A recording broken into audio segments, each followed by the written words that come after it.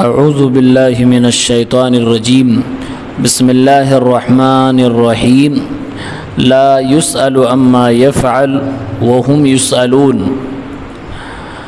اللہ رب العالمین نے اپنے بارے میں کہا کہ جو کچھ اللہ کرتا ہے اس سے سوال نہیں کیا جائے گا، بلکہ ساری کائنات کی مخلوقات اپنے کیے گئے کاموں کے جواب دہ ہیں۔ سوالات ہم اور آپ سے ہوں گے، اللہ رب العالمین سے نہیں ہوں گے۔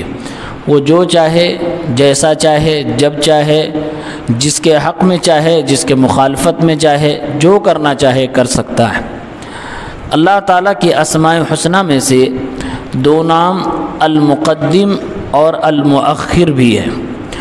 المقدم کے معنی ہوتے ہیں آگے کرنے والا، المؤخر کے معنی ہوتے ہیں پیچھے کرنے والا۔ یہ دونوں نام ایسے نام ہیں کہ دونوں کو ایک ساتھ جب اللہ رب العالمین کے حق میں بولا جائے تبھی یہ ٹھیک ہے۔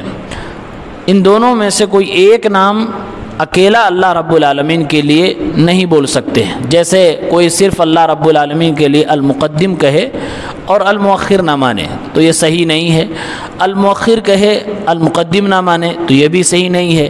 المقدم المؤخر دونوں ہی اللہ رب العالمین کے لیے ثابت ہیں۔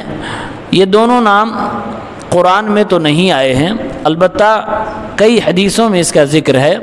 اللہ کے نبی صلی اللہ علیہ وسلم نے یہ نام اللہ رب العالمین کے لیے استعمال فرمایا ہے۔ چنانچہ صحیح مسلم کی 771 نمبر روایت میں حضرت علی رضی اللہ تعالیٰ عنہ اللہ کے نبی صلی اللہ علیہ وسلم کی نماز کو بیان کرتے ہوئے فرماتے ہیں کہ آپ صلی اللہ علیہ وسلم تشہد میں سلام پھیرنے سے پہلے ایک دعا یہ بھی مانگا کرتے تھے، اللہم اغفر لی ما قدمت وما اخرت۔ اے اللہ رب العالمین، جو کچھ میں نے آگے پیچھے کیا ہے ان سب کی بخشش تجھ سے مانگتا ہوں، وما اسررت وما اعلنت، جو کچھ میں نے کھل کے اور چھپ کے کیا ہے ان سب کی بھی معافی تجھ سے چاہتا ہوں،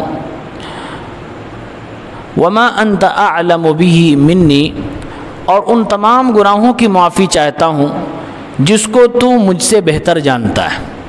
یعنی گناہ ہم نے بہت کیے ہیں اور بہت سارے گناہ تو میں کر کے بھول چکا ہوں، لیکن تجھے معلوم ہے کہ میں نے وہ گناہ کیے ہیں تو اس کی بھی معافی میں تجھ سے چاہتا ہوں۔ انت المقدم وانت المؤخر لا الہ الا انت، تو آگے پیچھے کرنے والا ہے، تو تقدیم و تاخیر کرنے والا ہے، تو مقدم ہے، مؤخر ہے، تیرے سوا کوئی معبود برحق نہیں۔ یہ دعا آپ صلی اللہ علیہ وسلم مانگا کرتے تھے۔ اللہ رب العالمین آگے اور پیچھے کرنے والا ہے، اس کا تعلق اللہ تعالیٰ کی حکمت اور اس کی مشیت، اس کے علم سے ہے۔ کیا حکمت ہے کسی چیز کو آگے کرنے میں اور کسی چیز کو پیچھے کرنے میں، یہ اللہ ہی بہتر جانتا ہے۔ کہ اللہ رب العالمین نے سارے بشر میں، سارے انسانوں میں سب سے پہلے آدم علیہ السلام کو پیدا فرمایا۔ انسانوں اور جنات سے پہلے اللہ تعالیٰ نے فرشتوں کو پیدا فرمایا۔ انسانوں سے پہلے اللہ تعالیٰ نے جنوں کو پیدا فرمایا۔ یہ تقدیم اور تاخیر، یہ آگے اور پیچھے کرنا، یہ اللہ تعالیٰ کی حکمت کا جو تقاضا تھا اسی کے حساب سے اللہ وحدہ لا شریک نے کیا ہے۔ اسی طرح سے انسانوں کو پیدا کرنے سے پہلے ہی اللہ رب العالمین نے انسانوں کی تقدیر کو لکھ دیا۔ اس کی تقدیم میں بھی کیا حکمت ہے وہ اللہ ہی بہتر جانتا ہے۔ اللہ رب العالمین کی یہ تقدیم و تاخیر جو ہے، کسی چیز کو آگے کرنا کسی کو پیچھے کرنا، کبھی کبھی کونی اعتبار سے ہوتا ہے، یعنی کائنات میں اس کو ہونا ہی ہے ہر حال میں، اور وہ ہوا بھی ہے۔ جیسے کہ اللہ رب العالمین اپنی ہی مخلوقات میں سے کسی مخلوق کو آگے بڑھاتا ہے اور کسی کو اس کے بعد ذکر کرتا ہے، لیکن ہر بار اس سے یہ نہیں لازم آتا کہ جو پہلے آئی ہے وہ زیادہ افضل ہے اور بعد والی مفضول ہے، ایسا ضروری نہیں ہے، کیونکہ ہمارے نبی صلی اللہ علیہ وسلم سارے نبیوں میں سب سے آخری نبی ہیں، لیکن اس کے باوجود آپ سب سے افضل نبی ہیں۔ امت محمدیہ ساری امت میں سب سے آخری امت ہے، لیکن اس کے باوجود سب سے افضل امت ہے۔ تو تقدیم اور تاخیر کے اعتبار سے، آگے پیچھے ہونے کے اعتبار سے افضل اور مفضول ہونا ضروری نہیں ہے، لیکن ایسا ہو بھی سکتا ہے۔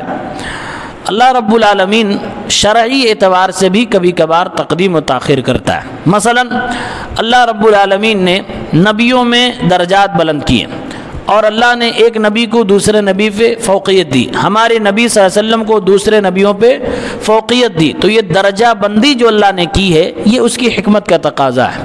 اللہ رب العالمین چاہتا ہے کہ فرض کام بہت ضروری ہیں اور فرائض کو انسان اہمیت دے، اس کے بعد سنن رواتب کا درجہ آتا ہے، اس کے بعد نوافل کا درجہ آتا ہے۔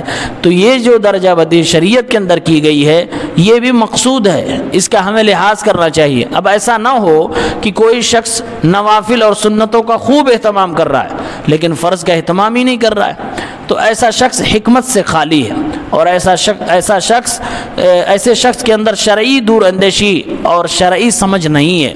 اللہ تعالیٰ مقدم ہے، مؤخر ہے، جو چیز بہتر سمجھتا ہے اس کو شریعت میں آگے کر دیتا ہے، اور جو چیز اللہ رب العالمین اس کے بعد سمجھتا ہے اس کو کرتا ہے۔ مثلا تمام امور شرعیہ میں توحید کو پہلا درجہ حاصل ہے، تو ہمیں اور آپ کو بھی توحید کو پہلا درجہ دینا چاہیے۔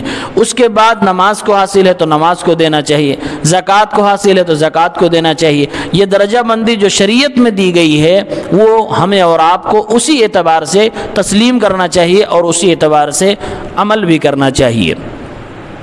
اللہ مقدم مؤخر ہے، یعنی جو کچھ کر رہا اللہ کر رہا ہے۔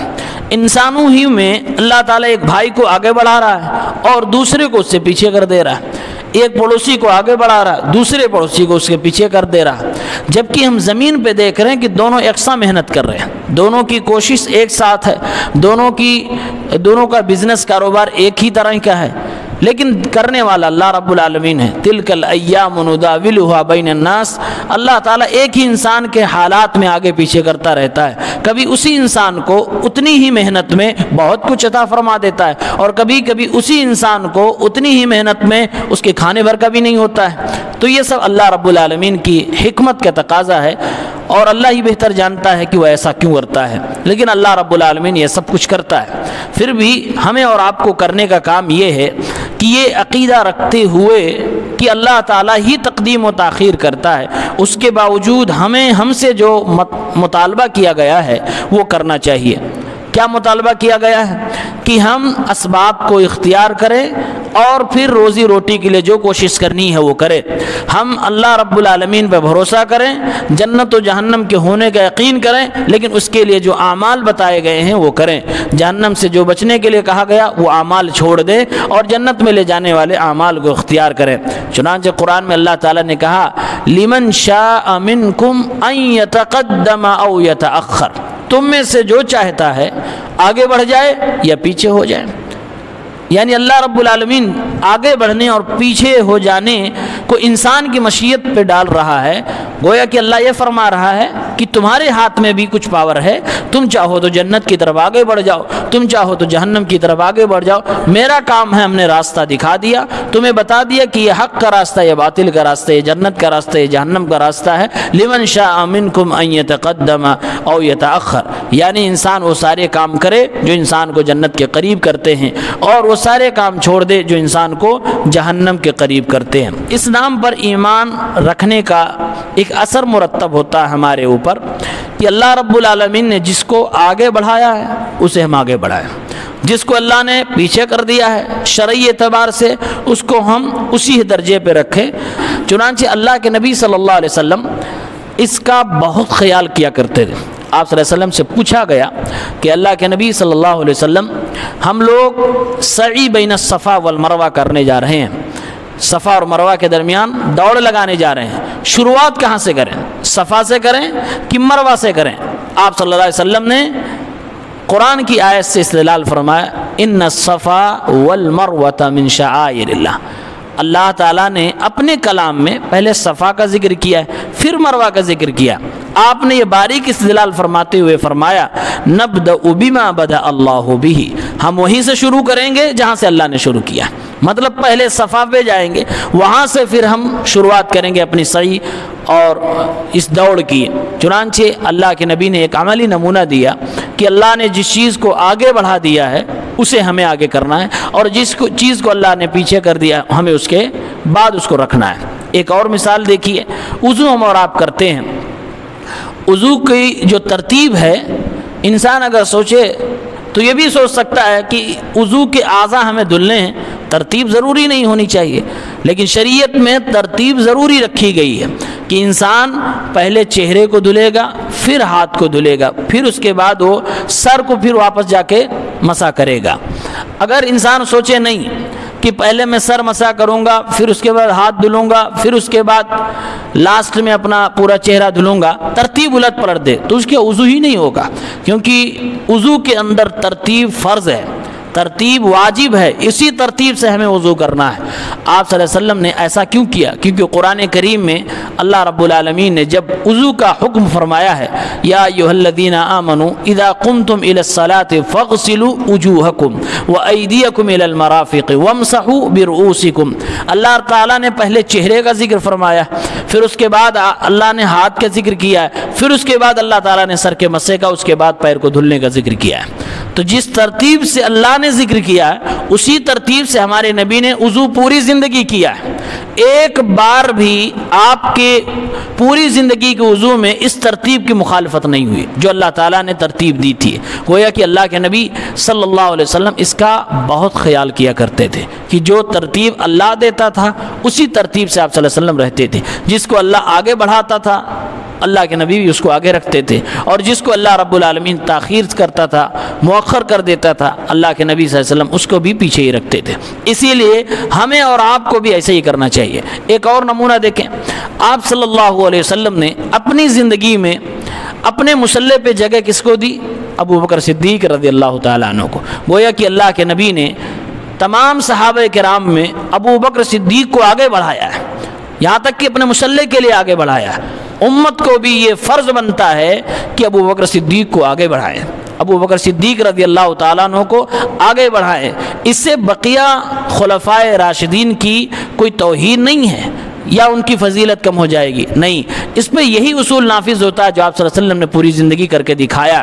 وہ یہ اصول میں سے یہ اصل ہے کہ جو چیز اللہ اس کے رسول نے آگے بڑھائی ہے اس کو ہمیں آگے کرنا ہے۔ ابو بکر صدیق کو اللہ کے نبی نے آگے بڑھایا، لہٰذا صحابہ کرام نے اجماع کے ساتھ ابو بکر صدیق کے ہاتھوں پہ بیعت کی اور آپ کو خلیفہ تسلیم کیا۔ لیکن افسوس بعد کے زمانے میں بہت سارے لوگ گمراہ ہوئے تو اللہ کے نبی صلی اللہ علیہ وسلم کی اس تقدیم کے خلاف گئے اور کہا نہیں، ہم اللہ کے نبی صلی اللہ علیہ وسلم نے جس کو آگے بڑھایا اس کو ہم اپنا پہلا خلیفہ نہیں تسلیم کرتے، اس لیے اپنا عقیدہ گڑھ لیا کہ پہلا خلیفہ حضرت علی کو ہم مانتے ہیں۔ گویا کہ اللہ کے نبی صلی اللہ علیہ وسلم کی یہ مخالفت ہے جو تقدیم اور تاخیر کے باب میں کی گئی ہے، اور یہ اللہ کے نبی صلی اللہ علیہ وسلم کی ایک واضح مخالفت ہے۔ تو اللہ رب العالمین کا نام یہ المقدم المؤخر ہے، اس نام کا تقاضا یہی ہے کہ جو اللہ نے آگے کیا اس کو آگے رکھو، جو پیچھے کیا اس کو پیچھے رکھو، اور اسباب اختیار کرتے رہو۔ آگے پیچھے کرنے والا اللہ رب العالمین ہے، انسان کو دوسروں پہ آگے پیچھے کرتا رہتا ہے، ہماری اپنی زندگی کے حالات کو بھی آگے پیچھے کرتا رہتا ہے۔ اللہ رب العالمین پہ بھروسہ بھی ہو، اسباب بھی اختیار کریں۔ اللہ رب العالمین ہر انسان کو ترقی دینے والا، اللہ سے دعا کریں رب العالمین دنیا اور آخرت ہر جگہ ہم اور آپ کو ترقیوں سے نوازے اور جنت الفردوس میں مقام عطا فرمائے، آمین۔ السلام علیکم۔